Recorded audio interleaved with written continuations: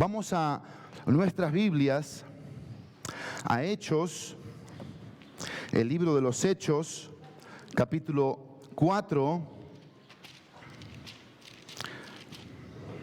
Vamos a ver aquí un texto bíblico.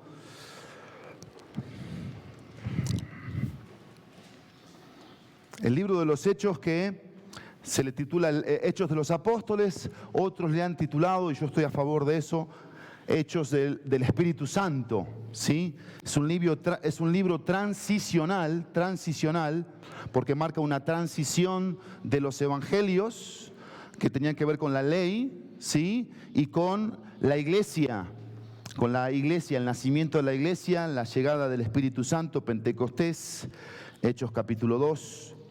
Y una serie de sucesos en el libro de los Hechos extraordinarios. Y vamos a ver el texto 33 del capítulo 4. Cuando predico el Evangelio, comúnmente hago una pregunta cuando predico el Evangelio. ¿Para qué murió Cristo en la cruz? Eso pregunto. ¿Para qué murió Cristo en la cruz? Y en esta mañana yo quisiera que nos preguntáramos, ¿para qué resucitó Cristo? ¿Para qué resucitó Cristo? ¿Con qué propósito Cristo resucitó de entre los muertos? Piensa conmigo en esta mañana.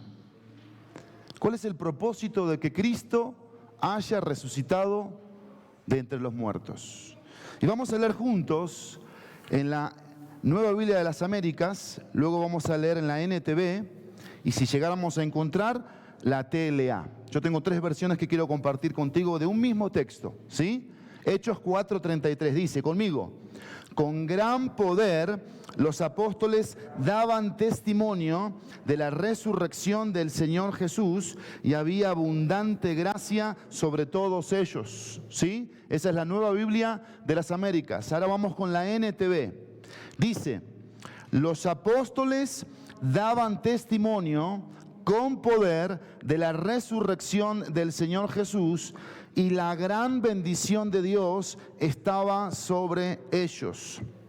Ahora, la traducción del lenguaje actual, la TLA.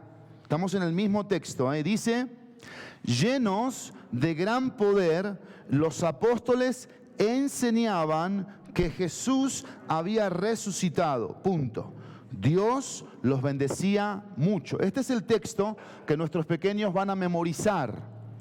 Y yo quisiera animarte como adulto que también lo memorices. Vamos a leer una vez más en la TLA. Dice: llenos de gran poder, los apóstoles enseñaban que Jesús había resucitado. Dios los bendecía mucho. Yo le titulé el mensaje de esta mañana: Marcas de la Resurrección. Marcas de la resurrección que vamos a encontrar en nuestro texto de Hechos 4:33. Permítanme hacer una oración para que la palabra pueda ser bien plantada en nuestras almas. ¿Oramos juntos? Padre, gracias por esta mañana en donde celebramos a Cristo, a tu Hijo, nuestro Salvador. Porque a través de tu poder, Padre, Él pudo salir de la muerte, pudo despertar y nos trajo a nosotros un sinfín de bendiciones. Hoy estamos aquí de pie porque Cristo vive, porque es real su vida y es real en cada uno de nosotros de diferentes maneras.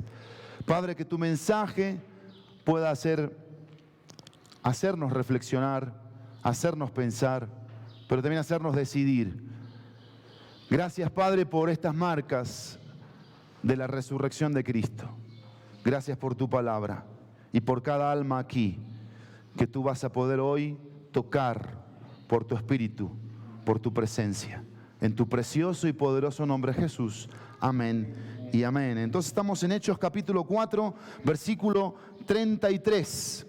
Ese gran poder que vemos aquí en nuestro versículo incluía algunas cosas: vigor, valentía, resolución, eficacia, y generaba un tremendo impacto en los oyentes.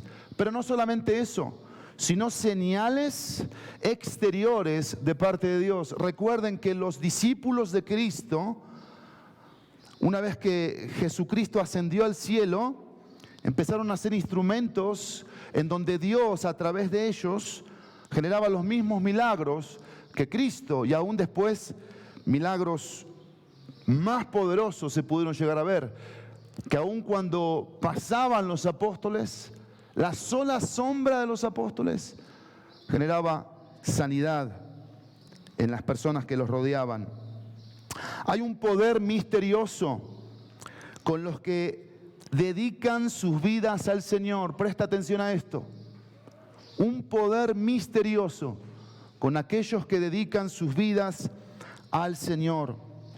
Cuando estamos dispuestos a entregar todo al Señor, Él mismo da un testimonio a través de mí de su fuerza.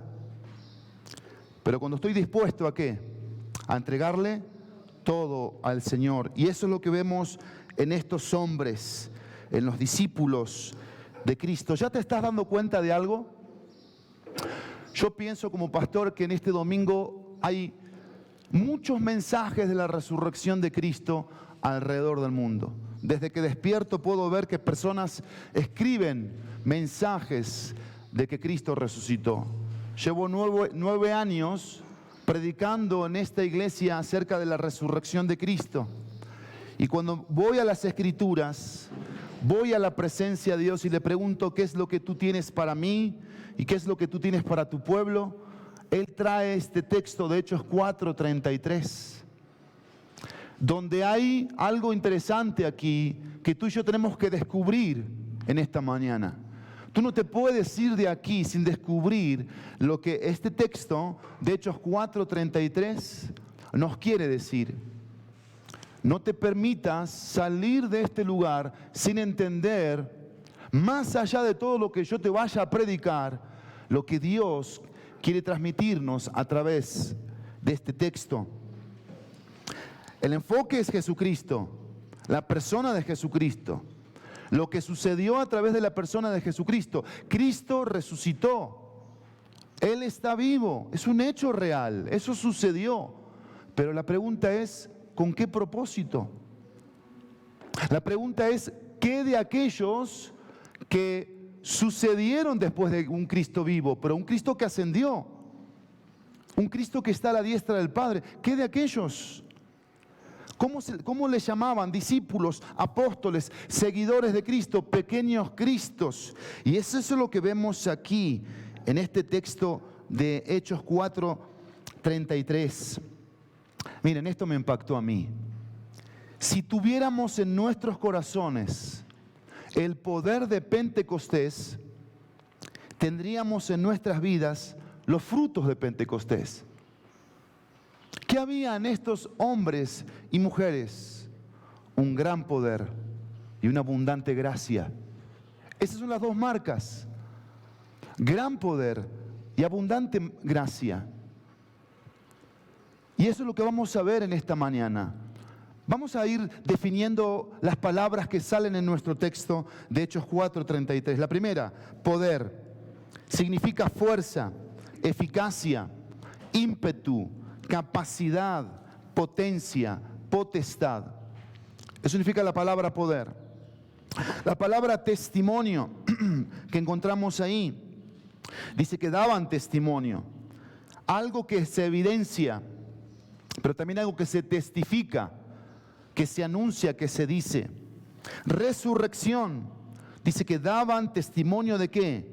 De la resurrección del Señor Jesús. La idea de esta palabra es pararse de nuevo, recuperar, recobrar, levantamiento. Eso significa esa palabra resurrección. Abundante, dice el texto, abundante, y había abundante.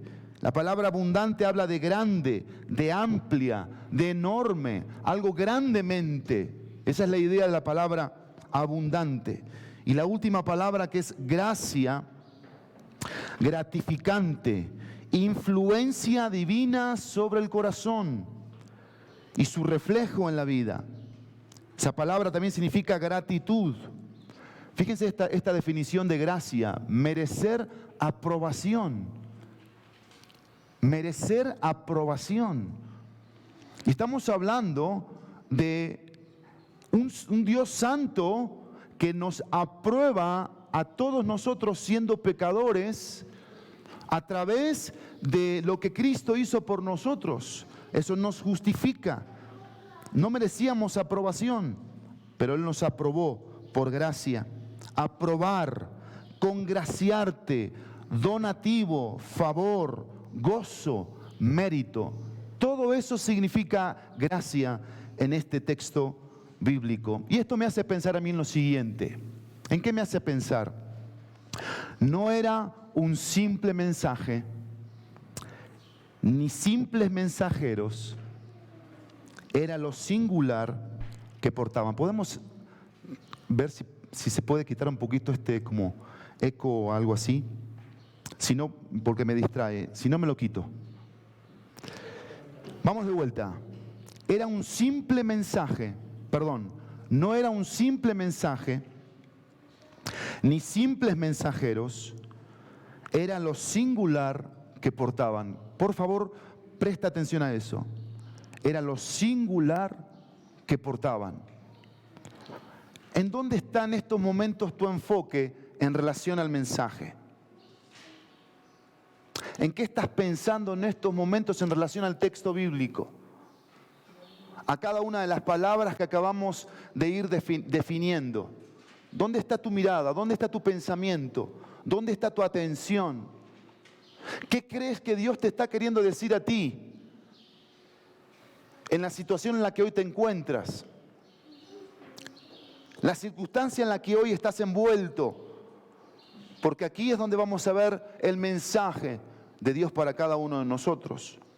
Dos marcas de una iglesia que cree en un Cristo vivo. Dos marcas de una iglesia que cree en un Cristo vivo. La primera marca, gran poder. Gran poder. Y yo me hago una pregunta. ¿Cómo se veía la eficacia de ese gran poder? ¿Cómo se veía la eficacia de ese gran poder? A través de tres cosas. Primero, por la semejanza. ¿Cómo se veía por la semejanza? Cristo operó su esencia en ellos. La semejanza es esto. La esencia de Cristo fue operada en el corazón de los discípulos para que los discípulos experimentaran lo mismo que Cristo experimentó en la resurrección. ¿Qué experimentó Cristo? Poder. Un poder lo levantó. Un poder lo sacó. Un poder lo despertó. Un poder lo hizo ascender. Y eso es lo que sucedía en la vida de estos hombres y estas mujeres. Pero no solamente por la semejanza, Cristo operó su esencia en ellos. Segundo, por el seguimiento. Cristo produjo entrega a su plan. Porque mi pregunta aquí en este gran poder, ¿cómo se veía la eficacia de ese gran poder? No solamente por la semejanza, sino por el seguimiento. ¿Qué hicieron los discípulos después de que Cristo resucitó? Le dieron seguimiento al plan que Cristo fue forjando en sus corazones durante 3 años. Cuando Cristo resucitó, las palabras últimas que les dio a sus discípulos fueron estas: vayan, prediquen, hagan discípulos, bautícenlos en el nombre del Padre, del Hijo y del Espíritu Santo. Sean testigos, van a recibir poder en mi nombre. Y esa es la idea del poder. No solamente es la semejanza lo que su esencia genera en mí, sino el seguimiento. Es ir pisando los pasos, las huellas que Cristo dejó bien marcadas para que nosotros las siguiéramos. Pero en tercer lugar, ese gran poder se veía eficazmente, no solamente por la semejanza y el seguimiento, sino por la seguridad. Cristo los sostuvo a través de la esperanza. Yo quiero que tú pienses en estos momentos conmigo. ¿Qué tipo de vida tuvieron los discípulos de Cristo? ¿Qué tipo de vida tuvieron?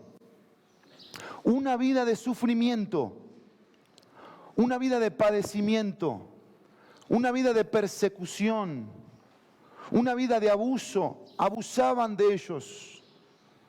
Una vida de pérdida, lo perdieron todo. Pero ¿qué era lo que los sostenía? ¿Por qué estaban seguros en medio de las amenazas, en medio de las burlas, en medio del rechazo? No eran Cristo, eran discípulos de Cristo. Ellos vieron cuando Cristo estaba con ellos cómo se burlaban de Cristo, cómo rechazaban a Cristo y hasta el punto de crucificarlo injustamente.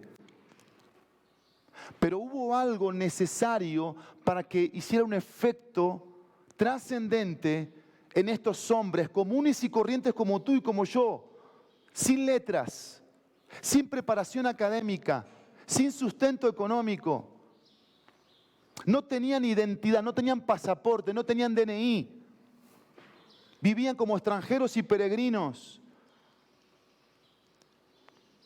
Su seguridad era la esperanza de un día volverse a encontrar con su Salvador, con el que caminaron 3 años. Por eso Juan, el apóstol Juan, cuando escribe la epístola, la primera de Juan, dice: lo que nuestros ojos vieron, contemplaron, lo que nuestros ojos palparon tocante al verbo de vida. Porque la vida se nos manifestó, dice Juan. Y era lo que los sostenía. Ese era un gran poder para los discípulos. Semejanza, seguimiento, seguridad. Pero la segunda marca, abundante gracia. No solamente gran poder se veía en estos hombres y en estas mujeres, sino abundante gracia. Y mi pregunta aquí es: ¿cómo les hablaba cada día esta abundante gracia? Porque eso es lo que hace la gracia de Dios, nos habla. Ahora yo quiero que pienses conmigo, ¿cómo les hablaba a los discípulos esta abundante gracia? Tenemos que en esta mañana pensar, reflexionar, cómo nos habla la gracia a través de cómo les habló a los discípulos. Primero, les habló a través de la suficiencia. De la suficiencia. Miren, hoy tenemos tantos libros después de ellos, ¿no es cierto? Tantos comentarios después de ellos, de los discípulos. Tantas palabras en griego, en hebreo, strong. Tenemos infinidad de materiales ahora. Si tú les preguntabas a los discípulos esto: dime tu definición de Cristo, ¿sabes lo que ellos respondían? Suficiente. Eso respondían. Suficiente. Eso es abundante gracia. ¿Sabes lo que significaba esto? Solo te necesito a ti. Solo te necesito a ti. Eso es abundante gracia. Eso es abundante gracia. Pero no solamente a través de la suficiencia, sino a través de la salvación. La gracia les hablaba diciendo que la salvación iba a estar presente. Oye, Cristo murió. Cristo resucitó. ¿Para qué? ¿Para qué? Para salvar. Ahora, yo quiero que pienses aquí en lo siguiente: ¿cómo los salvaba la salvación a través de la abundante gracia a los discípulos? ¿Cómo los salvaba? Los metían en la cárcel a cada rato. Los azotaban. Hechos 7, ¿qué pasó con Esteban? Lo apedrearon. Y estamos con mi esposa escuchando el libro de Hechos a través de la TLA. Y es interactuada. Hay música, hay diferentes cosas. Y mientras escuchábamos ayer Hechos 7 y cómo lo apedreaban a Esteban, es algo que se te enchina la piel. Te representa el acto porque fue real. Entonces, ¿cómo lo salvó ahí? Las últimas palabras de Esteban, ¿cuáles fueron? No les tomes en cuenta. No les tomes en cuenta este pecado. ¿Te imaginas eso? Cuando a la primer pedrada que me tiran, no lo voy a decir. Yo quiero responderle. Yo quiero desquitarme. Yo quiero vengarme. Mi carne, mi pecado, mi falta de dominio propio, de mansedumbre. Porque no estoy viviendo en la abundante gracia. Pero yo quiero que pienses en esto.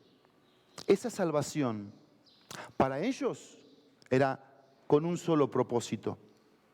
¿Cuál? ¿Cuál? Cumplir. ¿Para qué Cristo había muerto y resucitado? ¿Cuál era el mensaje de los discípulos? ¿Cuál era el mensaje de los discípulos? Mira, Hechos capítulo 2, versículo 14. Entonces Pedro, poniéndose en pie, 2:14, con los 11 apóstoles, alzó la voz y les declaró: hombres de Judea y todos los que viven en Jerusalén, sea esto de su conocimiento y presten atención a mis palabras, dijo Pedro en el versículo 14 del capítulo 2. Ahora acompañan el versículo 23 del mismo capítulo 2. En este discurso y mensaje de Pedro, y les dice: Cristo, Jesús, fue entregado, estoy en el versículo 23 del capítulo 2, por el plan predeterminado y el previo conocimiento de Dios. Y ustedes lo clavaron en una cruz por manos de impíos y lo mataron. Pero Dios los resucitó, poniendo fin a la agonía de la muerte, puesto que no era posible que Él quedara bajo el dominio de ella. Versículo 32. A este Jesús resucitó Dios, de lo cual todos nosotros somos testigos. Así que, exaltado a la diestra de Dios y habiendo recibido del Padre la promesa del Espíritu Santo, ha derramado esto que ustedes ven y oyen. Eso es lo que estaba en la boca de los discípulos. Eso es lo que estaba en el corazón de los discípulos. Esa es la abundante gracia que los salvaba para cumplir un propósito. ¿Cuál era el propósito que se tenía que cumplir? Anunciar, comunicar que Cristo está vivo, Cristo resucitó. Si ustedes lo crucificaron, si ustedes por manos impías lo llevaron a un madero, pero Dios lo levantó, Él vive. Y los discípulos decían: nosotros somos la muestra de eso. Y su pecho se les anchaba. Suficiencia, salvación. Hay dos cosas aquí que quiero mencionarte. La gracia les hablaba al corazón de ellos y les decía: yo estoy para sanarte. Yo estoy para sanarte. Pero también yo estoy para suplirte, les decía la gracia. Y piensen conmigo en lo siguiente. Sanar. Los discípulos, escuchen bien esto, los discípulos no creaban enfermedades. Eran instrumentos de Dios para sanar a otros. ¿Qué pasa con nuestra era hoy? Somos creadores de enfermedades. ¿Sí o no? Creamos las enfermedades. Cuando el punto aquí es que tenemos que ser instrumentos para sanar, no para generar enfermedades. Piensa conmigo en eso. Y hay diferentes tipos de enfermedades, de virus, que contagian, que matan. Porque la enfermedad es contagiosa. Los virus contagian y vienen con un mal muy poderoso. Y eso es lo que ha mantenido enferma la iglesia de este siglo, de este tiempo. Que no hemos entendido que no tenemos que crear las enfermedades, tenemos que ser instrumentos para sanar a otros. Y esa es la abundante gracia que le falta hoy a una marca que le falta a la iglesia de este tiempo. Pero fíjense que no solamente la gracia está para qué, para sanar, sino la gracia está para suplir. Y piensen conmigo en esto, piensen. Los discípulos no generaban vidas caras, imposibles de sustentar, sino básicas, pero no miserables. Los discípulos no generaban vidas caras, imposibles de sustentar, sino que eran básicas, pero no miserables. Ojo, no eran miserables. Ser básico no es ser miserable. ¿Qué vidas tenemos hoy? Alguien dijo una vez, compran una vida que no pueden pagar. Tarjetas de crédito, sueños rembombantes, anhelos en el corazón materialistas. Eso es lo que está en el corazón. Eso es lo que más se persigue hoy como propósito, como anhelo. Y no está mal que trabajes, no está mal que estudies, no está mal que coseches el fruto de tu trabajo, pero la pregunta del $1.000.000, ¿dónde está nuestro corazón? Porque tenemos que entender lo que dijo Jesús. O sirven a un señor o sirven a otro señor, pero los dos no pueden servir. Con uno van a quedar mal.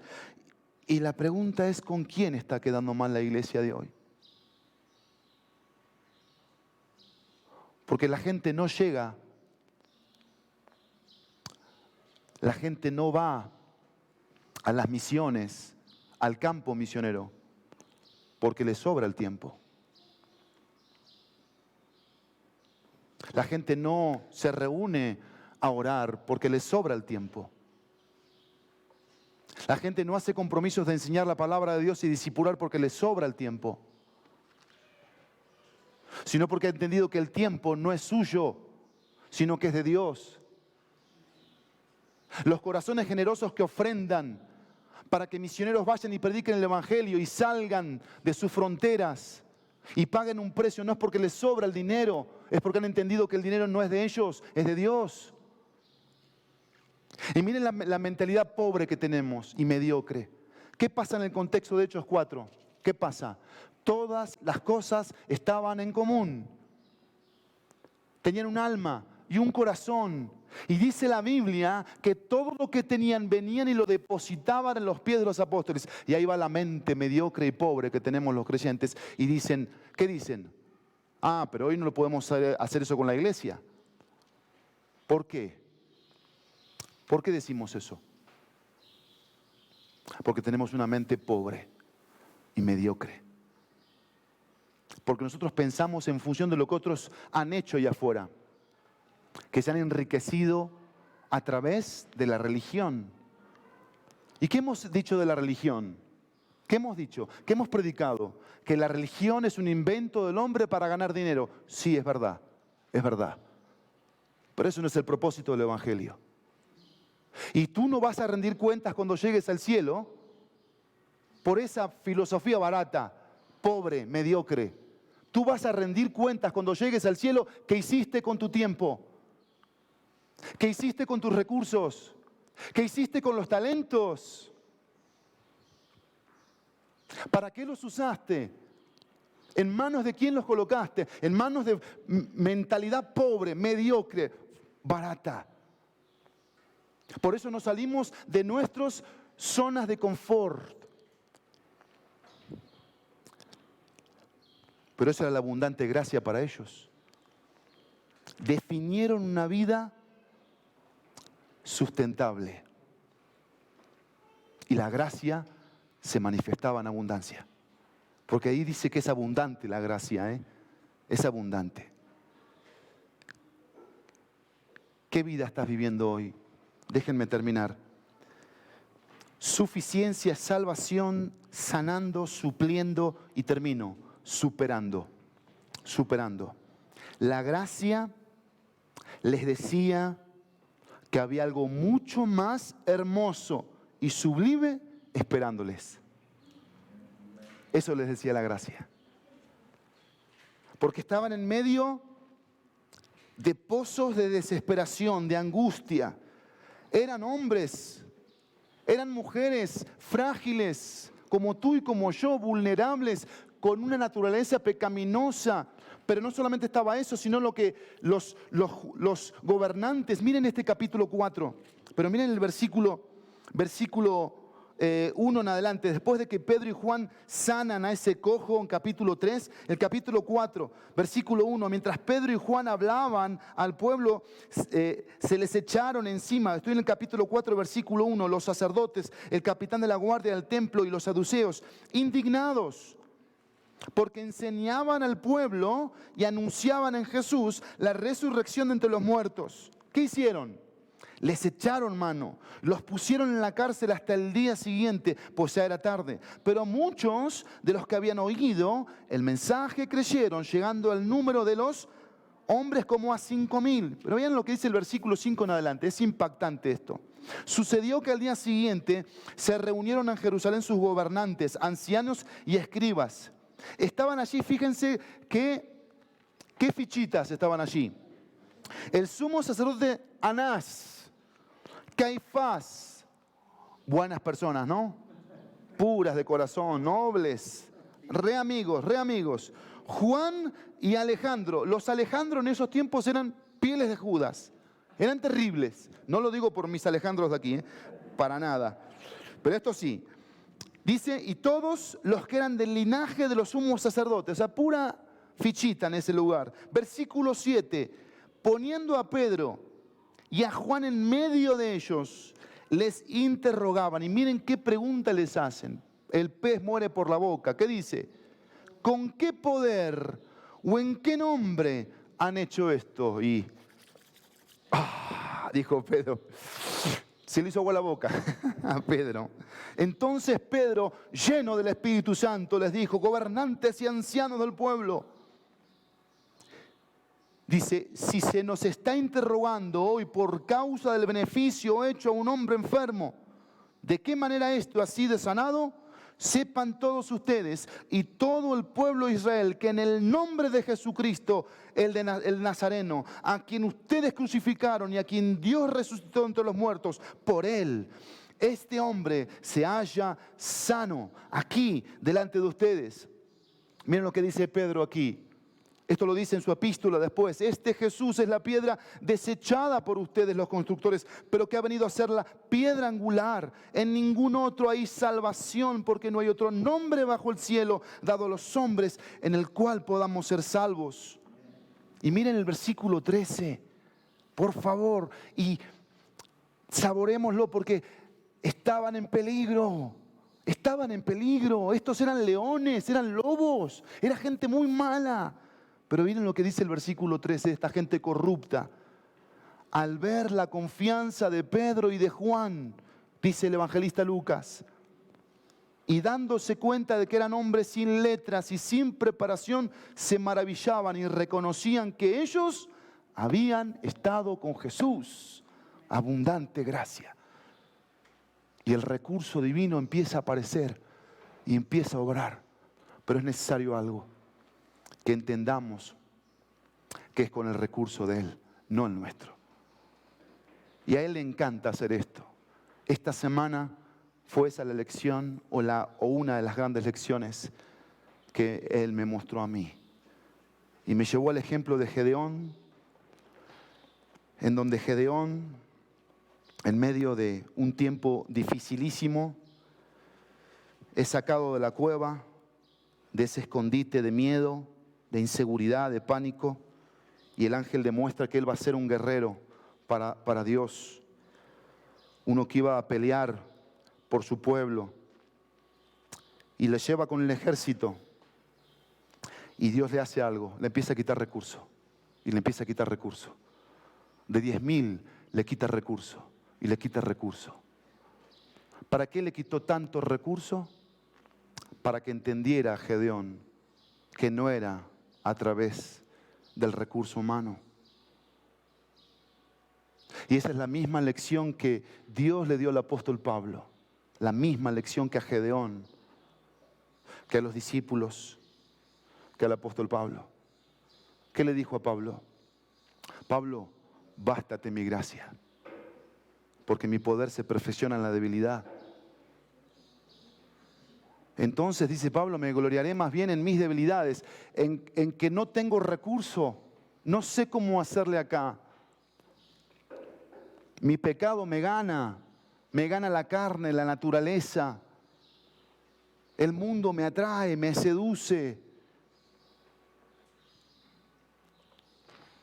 Y Dios viene con su gracia, Dios viene con su gran poder. Y Él nos dice a todos nosotros, bástate mi gracia. Aprendamos como iglesia a experimentar estas dos marcas. Gran poder y abundante gracia. Amén. Padre, aplica tu palabra en esta mañana a nuestros corazones y el corazón de cada uno de los que estamos aquí, porque queremos ser discípulos como tus discípulos. Queremos ser discípulos que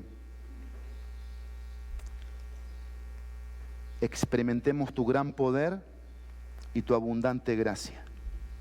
En el precioso y poderoso nombre de Jesús. Amén y amén.